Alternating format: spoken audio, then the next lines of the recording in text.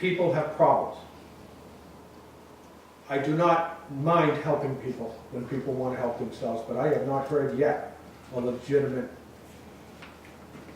reason why we should violate our own rules by reducing the fine. I haven't heard one yet. Because I really haven't heard an excuse, really haven't heard a plan B of how you're not gonna stop this. Our spotters caught it coming in, your spotters didn't see it going out. If it's a private company, go after them, because they caused you a problem. But the end result is the problem became in our lap. Now we have to deal with it. And I personally, right at this point in time, I can't justify to the citizens of Southbridge. Where did that money go for the fine? And why did it not stick? I don't have an answer to tell them.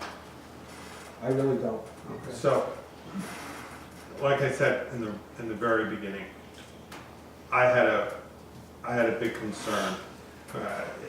Kind of the switch in my mind was, what have you done to make sure that this will not ever happen again? And I didn't hear that. I heard that we have where we walk through with, with the people. I didn't feel that this was such a concern on your end that to make sure that this wasn't going to happen again. And so I have a real problem with overturning this or reducing it. So that's you usually have one more thing after me. You all set? Andy? Yes, actually. Okay, I knew you would. There's always something, right? No, I'll get to Andy if he wants. I just want some clarification questions, if I may. Yeah, sure. Beth had one thing. Oh, I thought she said she was all set. I mean, my real issue is that every single time, oh, well, it's 28, so we'll just pay the fine. It's 27, so we'll just pay the fine. As if that's acceptable, and that's not even acceptable. And this is absolutely not acceptable. So I just don't understand, you're over all the time and you just going ahead and paying those fines because they're small, but you're not doing anything to rectify the situation, and that bothers me. Well, we are trying to rectify the situation by reducing our inventory, by working harder with our contractor, and it's just, we are very challenged financially to continue to operate the waste-to-energy plant in Hartford at a level of availability and capacity that allows us to take the contracted tons that we currently have under contract. And we're doing everything we can to put money, capital funds where it needs to go to bring this plant back. We are a self-sustaining business. We're not a state agency. We get no dollars from the state of Connecticut. We either have to survive in the marketplace or we go out of business. We are working very hard to improve the performance of the plant in Hartford in a market that is very difficult to charge enough revenue from tip fees and generate revenue from electric sales to continue to invest enough in the plant. We are doing everything we can so that we can keep inventory low. When it's low, it's much easier to inspect on the tip floors at our transfer stations. And what happened in June was an aberration historically. I've been here 17 years, and we've never had a situation where we had so much garbage that we could not manage. And the only outlet that we had in June was the landfill here in Southbridge. We could not move waste to Chicopee.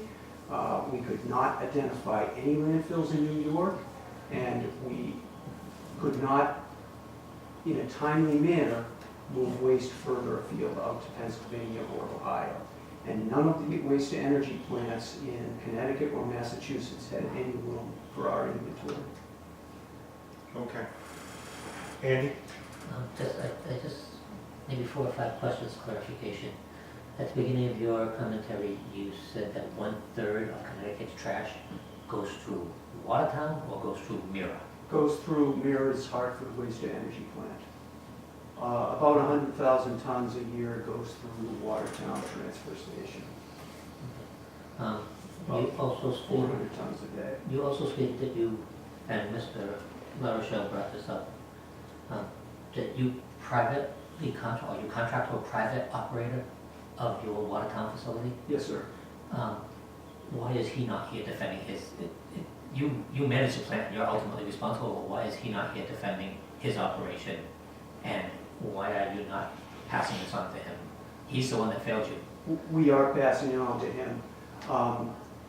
Typically, when we're operating normally, we accept tires.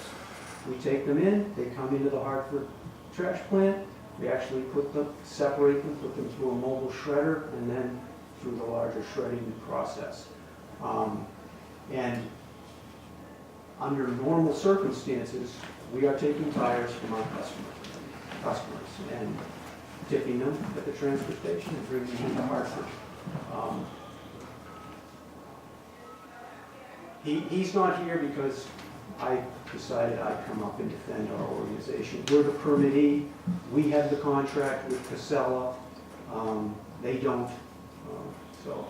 And I was gonna ask you, because you wrote it in your written oration, that, so normally you wouldn't pick tires at all. It's an anomaly for you to be picking tires, it's not normal operation for you. That's correct. Can you tell me approximately, and I don't know if you know this number, you sent 125 violations to Southbridge. How many did you catch that home? Do you know how many tires you pulled out and diverted to? No, I didn't count them. I showed you 4 pictures just from 4 randomly selected days showing a dozen or so tires. And that was typical. A typical day during that month or so that we did this challenge. And how many transfer stations do you operate? We operate 3. And all 3 of them had to divert their waste during this downtime. We just diverted from Watertown and Essex. We did not divert from our 3rd transfer station. And we And did did they not, both divert to Southbridge? yes. And what was, I don't have it in front of me, I'm sorry, what was Essex's? There were some banned items that came from Essex, but it was less than 25, both in May and June. And what is the comparability of Essex as compared to Watertown in volume? It's about half the size. Thank you. Okay. So, And I would tell you, the same operator, the same contractor operates both of those transfer stations. I'm not entertaining from the audience right now. Just because, I mean, you do have I don't want this to be a back and forth. Do you have just a quick question or? As a citizen in the town of Southbridge, we are a poor community, suffering budget concerns. Yeah. We're ending an early, we're facing a early closure of a landfill that we really only make 10 cents on the dollar to begin with. And I don't feel that we're in a position to give charity or Okay. remittance. So, I would suggest that we do this as we've done in similar ones. There's really 2 votes. One is a vote to overturn the penalty entirely. If that passes, then we overturn the penalty. If that fails, we take a second vote to see if this board wants to reduce the penalty, and we reduce the penalty also. So would that make it cleaner if we just do it as 2 votes, or do you want to? It doesn't matter. It doesn't matter. So, well, let's make a motion to, let's do the votes. You wanna make a motion? Make a motion to, You can't even do it, right? You won't. So why don't you make a motion for the, I'm sorry. do you wanna make a motion? Or do you have any, or you wanna make a motion not to overturn the, Right now, I wanna make a motion that the fine stands. okay. I'll second it. So, we have a motion, we have a second, that the fine stands. And any discussion? Any other discussion, comments, concerns? Okay, all those in favor of fine staying? Okay, unanimous. Okay, I appreciate your time. Thank you very much. thank you. All right, Thank you very much. Nice to meet you. Mr. Chairman? yeah. At what number of offenses does a client face losing access to the landfill? It's determined by whether they pay the fine. So if they pay the fine, they still have access. If they don't pay the fine, then they don't have access. We don't have a Okay. three, 4, 5, and then, you know, it's not like 3 strikes, you're out. There's a fine, the fine, and we move on. So, I don't think so. All right, thank you very much. Thank you. Have a nice evening. okay, and my understanding is Casella hopes, requested to put their. Okay, I make a motion, I'll make a motion to close the hearing on the 6:45 hearing. Oh, that's right, we gotta do each of them separate, Yes. we can't do all the hearings. Yes. So we have a motion, we have a second, all those in favor of closing the 6:45 hearing, okay, unanimous all here. It is now 7:20, we don't have Casella, they wanna present at the next, meeting. Well, I have a question on that. Okay, So, I've spoken with Jerry Galena. As you know, I'm the site manager for the Southbridge landfill. Jerry Galena is the division manager for the Holyoke operation. And he was prepared to be here last week, unfortunately, I Correct. weren't. And his operations manager is on vacation this week, and he is right now at the Holyoke Board of Health meeting for his facility. So he asked Oh, me. so that took precedence. check. He asked me if I would be willing to come and talk on his behalf. I said I would be happy to do that if the board was all right with that. Other than that, he said he would reschedule for the next month if that was what you felt was more appropriate. It's not a long story. That's it. If you're prepared to present the appeal, then by all means, let's open up the appeal. Is that okay? Is that all right? I'm okay with that. You okay, Will? Yeah. All right, so it is now 7:20. I would like to request a motion to open the Casella appeal for the waistband penalty. So moved. Okay, all those in favor? Okay, all right, so we are on. Okay. So the waistband was, what was it? It was in 27, 28? Just for the record, I'm gonna state that the hearing is open at 7:22. 7:22. I know it sounds anal, but Yes, That's fine. we started at 7:20. So Jerry received a communication that he had an issue with waistband items to the Southbridge landfill. He had 34 items for the month of June. It's as simple as this for Jerry. He took over, well, Casella took over the operation of Holyoke Transfer Station in January of this year. He has not had any waistband violations from January until this occurrence in June. So he had an uptick from, the 26 to the 34. He has retrained his waistband spotters. He has communicated with his staff. Doesn't think he's going to continue to be in front of you with waistband fees, and is just simply asking for a one-time reduction since this is his first offense. What has been, do we have a record of what it's been in the past?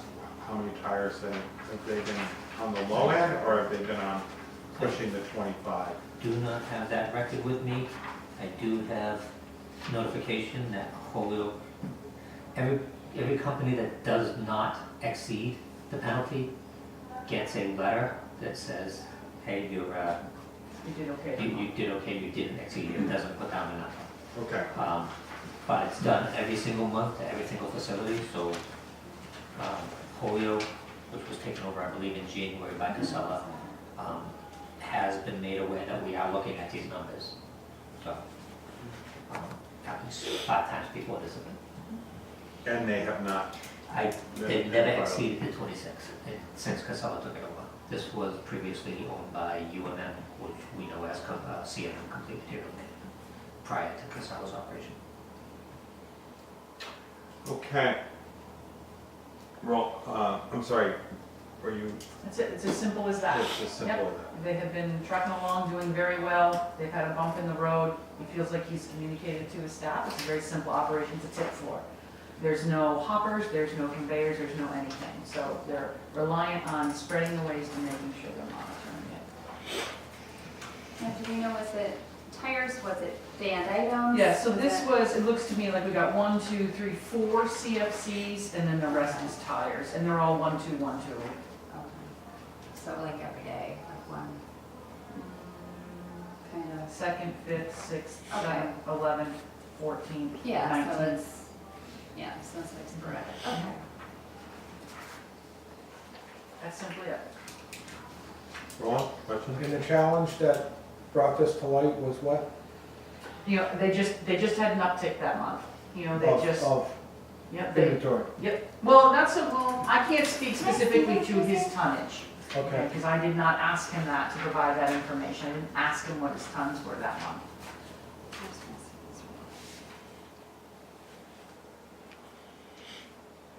That was provided to me by Anna. Yeah, I figured. Yeah, so it's like, When, yeah, it's one, mostly like one, there's like one day that there was two or three, one day they had 4. I'm concerned about what actions have been taken to make sure this doesn't happen again. So that was it. The communication and retraining has been done. Right. All right, so, I mean, and they're aware, you know, that, you know, in not staying below the 26, and not doing it, that, you know, they're not gonna have that fee. Right.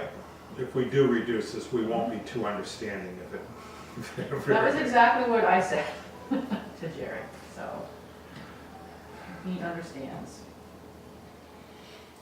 Is this per load or is this per day? That would be per load, if you see in the very second to last column, should say hauler, I believe. Yes, Yeah, so that's one vehicle, so there's one tire in 100 yarder. a 100-yard. Holyoke would only be transfer trailers. Okay, I see. It's like there's one day where there's 4, and one day where there's 3, but the rest of it is like 1, 1, 1.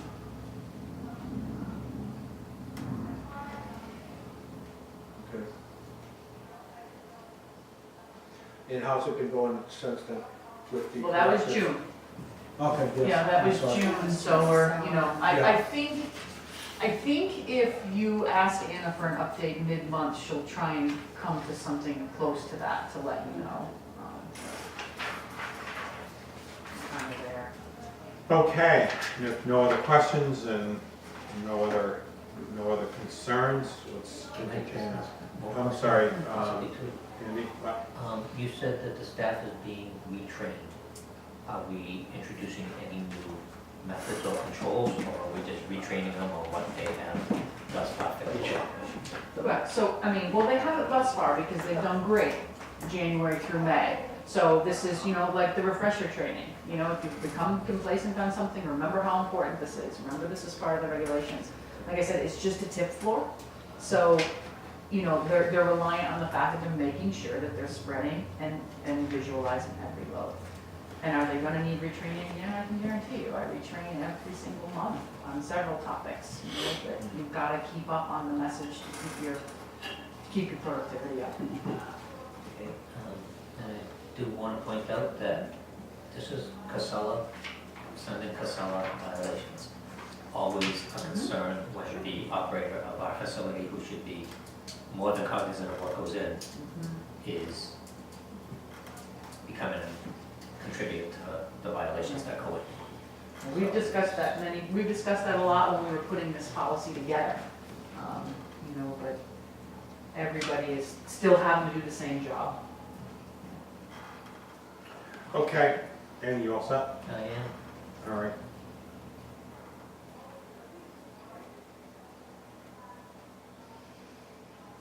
Kevin? As a citizen of the town of Southbridge, I don't think the board should be reducing the fines. It's good to hear that it shouldn't happen again, but the fine should stand. This board should not be handing out mulligans because somebody had a little bit of a hiccup. Thank you. Okay. Anyone want to make a motion?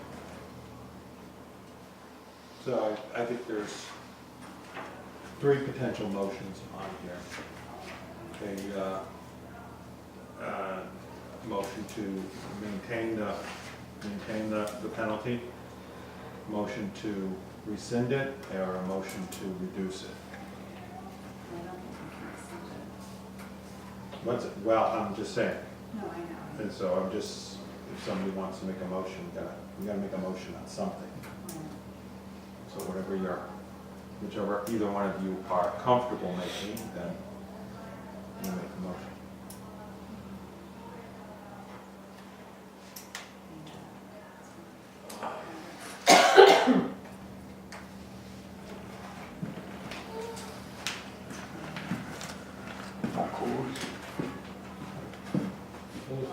Total fine. Total fine was 3,400, 3,400, right? 34. 34 tires, Just for violations. 34 violations. Thirty tires, 34 waste items. Not the same circumstance, I don't feel.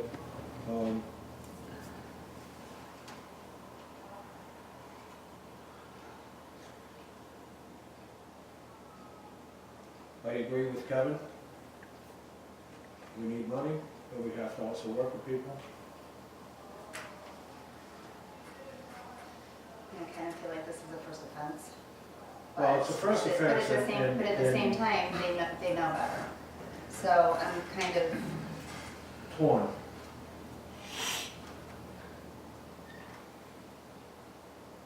all right, I'm just going to make a motion for the fine to stand. Make a motion for the fine to stand, the penalty to stand. Is there a second? What? Motion to uphold? Yes. Motion to uphold the penalty. Is there a second? I'll second We have a motion and a second. Any other discussion? All those in favor of the penalty to stay? You up? Your finger up too? Yeah. All those opposed? Okay. Well, 2-1. The fine stands. Torn, but at the end of the day, it. Yeah. I would have cut you know, Thank you, Tracy. Sure. Because I know. I felt that there was. You know, I was leaning towards a reduction.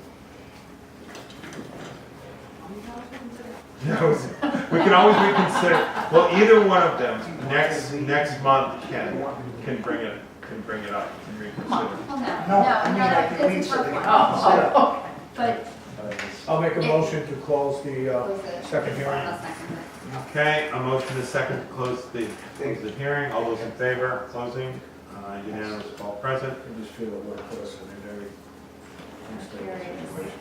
Position.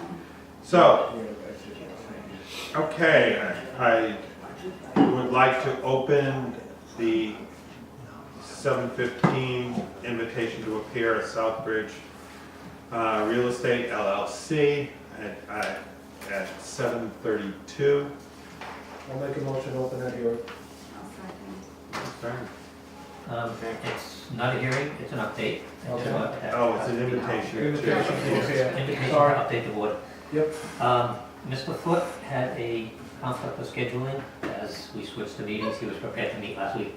I did sit down with Mr. Foote on Thursday of last week.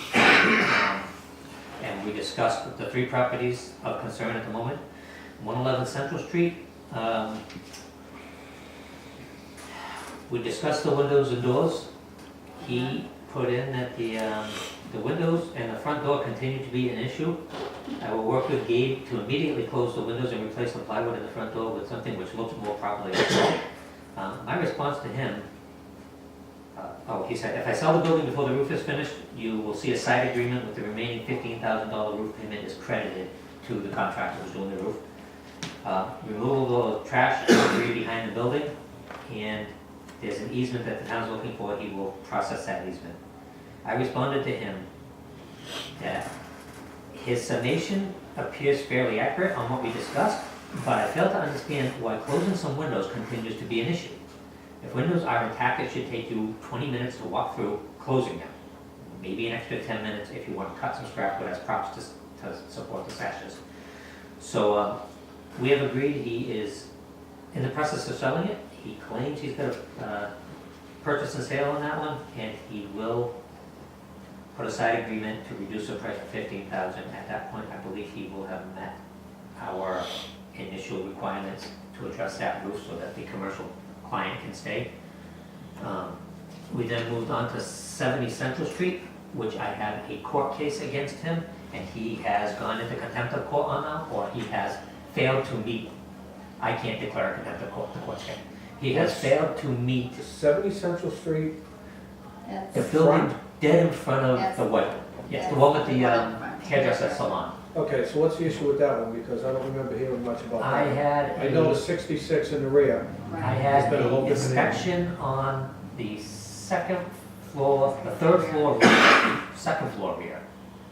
The egress, the second means of egress is going to collapse unless he gets it fixed. Now, he put a temporary fix on it, but I have a court order on him to do a permanent fix. We discussed this one. I said I am going to be filing contempt papers next Monday to be heard on August 6th, unless I see a permit in my office by, I said the end of last week. I believe Gabe came in on Monday and took the permit, or applied for the permit.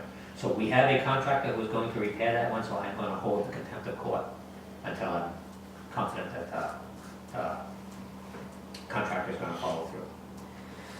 66 Central Street. I have a court order on that one. I informed Mr. Foote that I am filing a contempt on that one. I filed that contempt this past Monday to be heard on August 6th. I further told Mr. Foote that he and I will sit down and come up with an appropriate schedule of repairs, one that is achievable but is also acceptable. And I am going to detail that out as the court order. We will go back into court on the 6th. His lawyer, my lawyer, will review that agreement, and they, as our representatives, will sign that and present it to the judge for her signature as a court order. The agreement is going to include he is not to sell the building or change ownership of the building until the repairs are done, and the something really huge. How about that nobody can live in it anytime soon, ever, because it's condemned?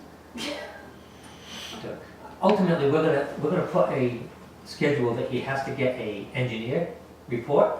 He has to finish the outside. He has to cut all the brush around the thing so it's a lot more visible and will reduce any drug activity or nefarious activity. He cannot sell it, and there was one other thing that I'm gonna put into this, and I cannot think of it. That is or it a- comes down. Exactly, if he doesn't Or meet, it comes down. if he period. doesn't meet any one of the schedules as we put on, he agrees the building will come down. Well, and can So we those are make the two sure, caveats. So and can we make sure that the, whoever looks at it is not a member of his family and is actually someone who is a real structural engineer? Unfortunately, it will be a real structural engineer. They will have to stamp this with their engineering stamp. I cannot stop him from hiring his cousin. If a cousin's a licensed engineer and wants to Well, put his license on the that's line. my only concern, is that, you know, because there was some discussion before about, well, my family knows how to do everything, so we can just do it on the cheap. However, his family does not have any licenses. Okay, So- that's my only concern. We will ensure that It's the, not like building a porch without a permit. They have to have an engineering. And then once they stamp it, then they're on the hook for it. so we will make the schedule to be, I'm going to be generous with his engineering, because I want the engineering to be done right, but I will concurrently, during that same period, expect cleaning the property and cutting the brush away, so that at least we'll have a jump on this thing. What do you mean generous with the engineering? I'm probably gonna look at 60 days.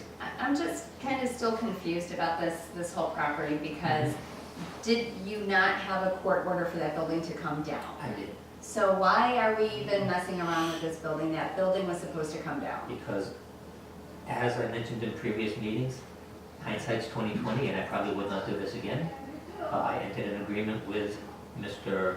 Hunterfoot and the town manager that he would correct issues with several of his buildings, and Right. we would work with him on. Right, but Having made- he has not held up his end of the bargain for anything that he was supposed to have been doing all this time. The So only- why are we? The only thing we had him on was the roof of the building at 111, and he has, We asked him to clean up a few things and to cover windows and to fix a door, and he hasn't been able to do that either. So I just don't understand why we're still messing around with this building. because the agreement was specifically for the roof on 111 Central. As I said, I don't agree hindsight's with this. 20/20. Okay, I don't agree with this all right, at all. Roland? Several problems. He sat here in front of this board, said the And lied. windows were gonna be taken care of. He put a stick in the window like I told him, that's all that's needed, on the east side. Nothing has been touched on the west side. It's been over another month.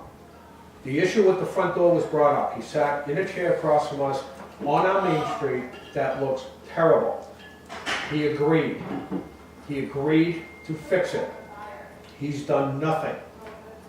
I don't even know if the bird is still, No, the bird is actually gone. is it? They Okay, so he did might have manage to taken take the another dead bird stick out and of the took care of window. that. He sat here in front of us and told us that his goal was to keep 66 Central in the family. If he sold it, he would sell it to his brother because he is more Responsible. More responsible capable. and more mechanically inclined to maintain it. And I think he sat here and said something about, I get 50-something thousand dollars to put into the building, which we all know isn't gonna do squat to make it habitable. That's demo money. Now, we have 70 Central Street that's occupied. No, the tenants moved out of that building about a month after the inspection, actually about 2 weeks after the inspection. Is it secure? The building, parts of the building are occupied, that particular apartment is not. So the locks still work, there's no broken windows, so yes, I'll say it's secure. And he sat here and he said he was gonna keep 66 Central Street. And 3 weeks after, I see it on Realtor.com for $64,500 for sale. Okay, and if you are going to get a realtor to sell it to your brother, it's time for you to get out of business. Okay, he has been filling us with stuff, he has been trashing our town, he sits here and looks in our face and tells us falsehoods, and I'm trying to be nice. Okay, I'm done. We should not be giving him any more grace period. If he gets an engineer, you say 60, I say 30. so let's, Force his hand. yeah, what is, And I would like him here next meeting. so what agreement have you made? Yeah. And I don't like the comment that he made. Let me ask you this. That agreement that was made with the roof and the town manager, verbal or in writing? Verbal. So it's no different than the agreement that he gave this board and failed. So the roof is watertight? In my opinion, move on. We're done with it. All right, so what agreements, we've got to go with what cards are on the table right now. What kind of agreements have you made with him officially versus what kind of were you planning on doing? Because the will of the board is pretty much to move aggressively on this because of Because we've inaction. wasted enough Because of time. action. So you've made The agreement verbal, worked out with Verbal or written agreements with him? Written agreement with Hunter Foot that he would put a roof on 111 Central Street, and I would work with him on an appeal of the court order to take down the building. Thereafter, I spoke with him on Thursday, and I said, I am going to draft up a schedule of repairs for 66, and I expect that schedule to be kept, or if he fails to meet the schedule, he has to agree the building will come down. All right, So so, I just have one question. I'm a little confused though. He said that he had $60,000 for repairs for that property, Yes. and it could only be used for that property, but then he turned around and he put it on the market? He can't use that money for anything. How is he gonna sell it as is if the building is unfit for human cohabitation by this board? That would be a question for Mr. Foot. So, But He okay, has since taken it off the market. so what can we do aggressively right now to, I mean, there's no, I would recommend that we follow through with the summons on contempt and give him the schedule, and if he fails to meet it, just say, that was your line. right, so he has, according to what agreements that you've made, he has what, 60 days I to, haven't given him any You haven't schedule given yet, us so I any- am open to schedule that is attainable. okay, I so don't wanna- clearly, let's consider the last 30 days, 30 days. He's had those, Exactly. he's had those 30 days already, and if he squandered them, that's his. Did not have those 30 days already, because the 30 days will not start until the court order lands on paper. Okay, so let's, Until the judge accepts this, there is still an order to demolish. So I would not invest a penny into something that I did not know I was gonna come up with a possible solution. So until the he knows contempt, he's not going to. until the contempt is heard on the 6th, I would not expect the clock to start running. well, let's not give him any more time than we need to do, because I think